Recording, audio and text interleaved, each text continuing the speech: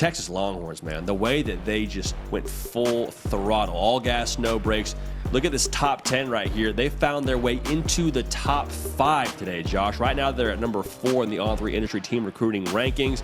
Talk about Texas, man. Like, they've always recruited well. The thing for them is they're really starting to, I think, find their identity, not just philosophically, but I mean just the way they're building on the trenches side of things. Colin Simmons, Brandon Baker, like they have the big boys to compete in the SEC this year, and they're going to have them for years to come by the way this class looks right now for the haul they have. Yeah, as you see, they didn't just load up on the defensive line. They land Brandon Baker, 5-star offensive tackle. They land Daniel Cruz, interior offensive lineman, one of the best in America.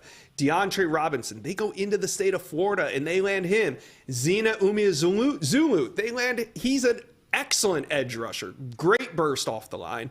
They really rounded out this defensive line class, but it starts and stops with Colin Simmons, man. Colin Simmons has a chance. You sat with him. He has a chance to be the face of that Texas Longhorn program before he leaves Austin.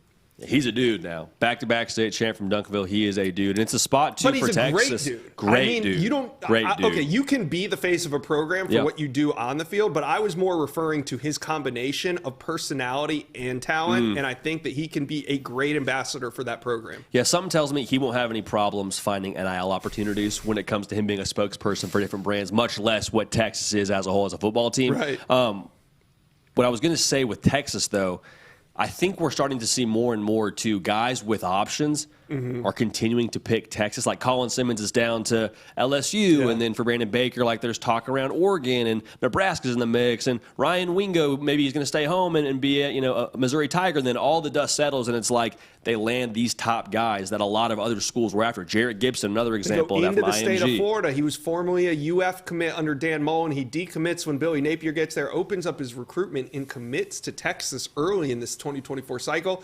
Never wavers. Kobe Black, another one in-state, one of the best corners in the state of Texas. They lock him down. He's from Waco Connolly High School. They a very well-rounded class, and I had Jerry Hamilton on the show for months.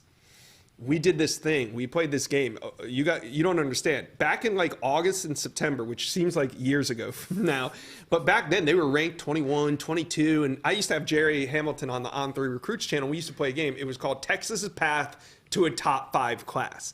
And there were so many steps, but methodically and consistently, Steve Sarkisian just knocked out one recruit after another. And today, of all days, this is their first time in the top 5 in the 2024 cycle. And it comes on National Signing Day. Jerry Hamilton says it best. You got to recruit through the whistle if you're Steve Sarkisian, and boy, did he. Recruiting through the whistle in the state of Texas as well. Like they are, in my mind at least, I would have to imagine by nature of what this class is, like the team in the state. Like A&M, obviously, they had a tremendous run with Jimbo Fisher on the recruiting trail. But right now, like Texas is doing it on the recruiting trail and they're doing it on the field. Right. And I think that speaks for itself. Kobe Black, a guy who is from Waco, Texas, again, played at Waco Connolly. Josh, when he was, I think it was a freshman or a sophomore, I did color commentary for his games through a radio broadcast. He was playing as a young buck with guys like Jelani McDonald, Trey Wisner, and they had like dudes on that team, and he's playing as an underclassman. Like that told me everything I need to know about that kid at that point in time, and needless to say, and you knew a guy's gonna be a stud right now. You could see a star, not just Kobe Black, but going at Florida for Xavier Filsaime. He's the number 2 ranked safety in the country. He's at McKinney, Texas.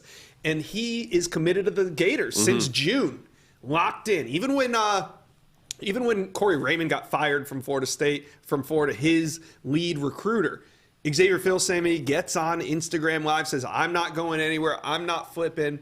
But in the end, when you recruit through the whistle, and you're as aggressive as Sark has been this cycle, you can go and flip him and add him to that DB class that already has Kobe Black and Wardell Mack.